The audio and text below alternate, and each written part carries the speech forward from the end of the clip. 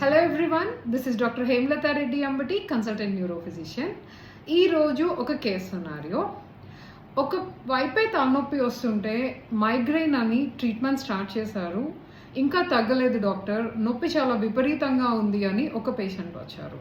History తీసుకుంటే అది SUNA headache, short lasting unilateral neuralgiform attacks. అంటే ఒక వైపే వస్తుంది, కొద్దిసేపు చాలా సివియర్గా ఉండి అదే తగ్గిపోతుంది, కన్నంతా లాగేస్తున్నట్లు ఉంటుంది. ఆ టైంలో సోనోఫోబియా, ఫోటోఫోబియా అంటాం. అంటే ఇవన్నీ మైగ్రేన్ ఫీచర్స్, అవన్నీ ఏమీ లేవు. సో ఒక సైడ్ వచ్చేవన్నీ మైగ్రేన్స్ కాదు. సో చాలా హెడేక్స్లో మనకి ఒక సైడ్ హెడేక్ అనేది చూస్తుంటాం. One example SUNCT headaches, SUNA headaches, sinusitis ఒక సైడ్ సివియర్గా ఉన్నప్పుడు, అటు సైడ్ చెవులో ఇన్ఫెక్షన్ ఉన్నప్పుడు.